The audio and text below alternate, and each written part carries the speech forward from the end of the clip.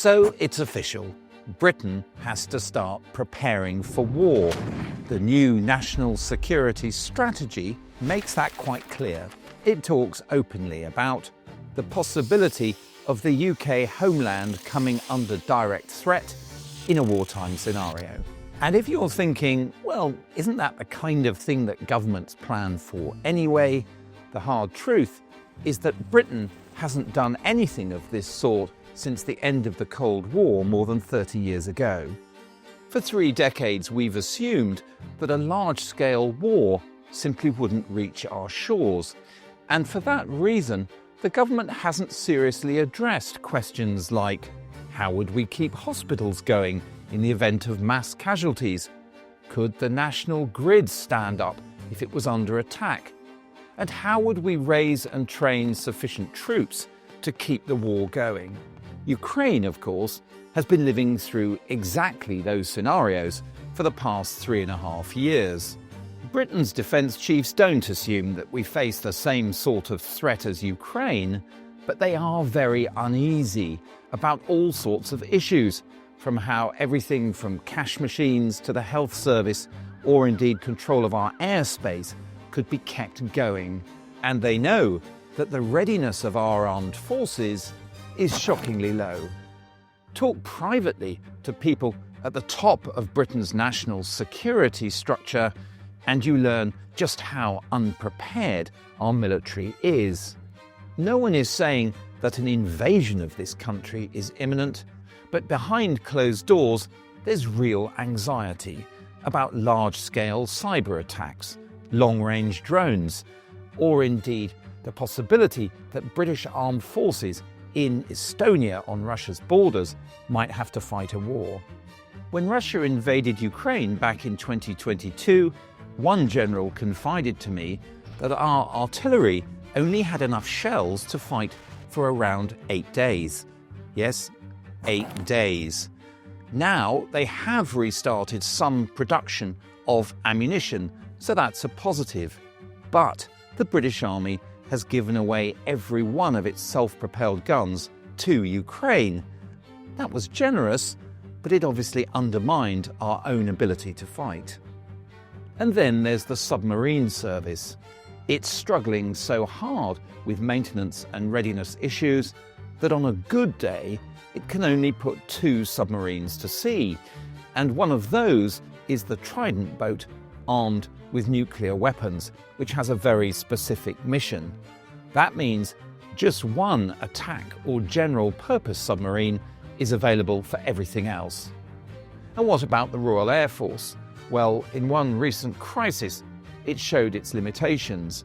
When Israel and Iran were fighting, it reinforced its base in the region, but could only spare fewer than half a dozen fighters to do that. And as for facing up to a large-scale drone attack on this country, as Ukraine has to almost every night, the simple truth is we have very, very little defence against it. We have virtually no anti-aircraft missiles and no Iron Dome. Our military chiefs know about all this, of course, and they're quite blunt about it. They know where the threat comes from and that action needs to be taken urgently. So the government is increasing defence spending. With the UK at the forefront, NATO allies have agreed a new defence investment pledge, raising defence and security spending to 5% of GDP by 2035. But where will the money come from? In the short term, they'll be diverting cash from the foreign aid budget, and they're asking defence to make additional efficiency savings, which is Whitehall speak for another $6 billion in cuts. And even if those extra billions materialise, that only covers the armed forces. The bigger question about how we ready the whole of our society for a potential war remains unanswered. The question of where the money will come from takes us to a deeper issue. If people don't feel personally under threat, they're far less likely to support that increased defence spending, or indeed to make changes to their own lifestyle. In countries like Finland, they have a concept of total defence. They have compulsory national service, which gives them an enormous trained reserve, and they've built a huge munitions industry and bunkers which can accommodate a large proportion of the population. What's more, in Finland, there's a consensus about the threat due to their long border with Russia and unhappy history with that country. But even if you head westwards from there, further away from Putin, to countries like Denmark or Germany, they're increasing their defence spending far more quickly than the UK is. They're investing heavily, and they're thinking seriously about how to mobilise people and resources if war returns to Western Europe. Britain scrapped its civil defence planning in the 1990s, but I'm old enough to remember the Protect and Survive public information films and leaflets sent to every home in the late 1970s, which prepared people for how to survive a major war, even a nuclear one. Some Scandinavian countries have started reissuing similar public information material now. It's true that opinion polls do show that people in Britain recognise that the world is becoming more unstable, less predictable, more dangerous.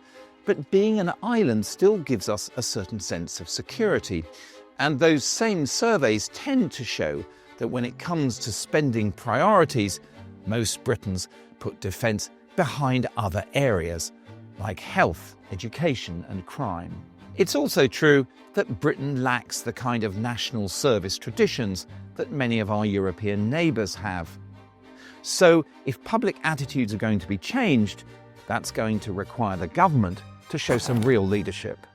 British defences might be on the verge of getting a big funding boost, but right now they're still at a very low ebb. Real leadership starts with being honest about that. The uncomfortable truth is that even a large non-state group might be able to launch big drone attacks on this country, and there's very little we could do about it.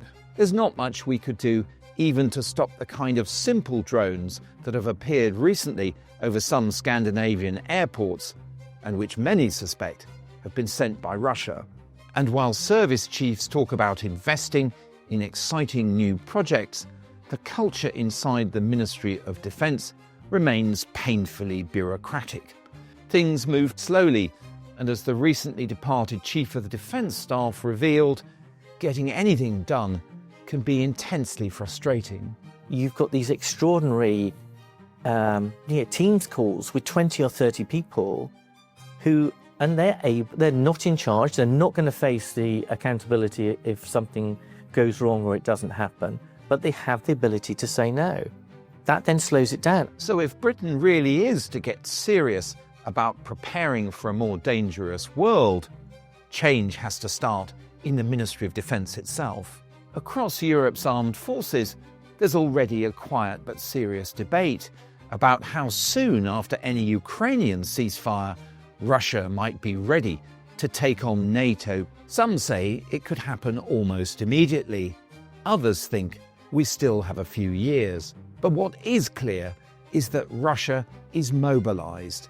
Its arms factories are operating at full tilt, and Vladimir Putin has shown a willingness to take greater and greater risks in his activities against the West.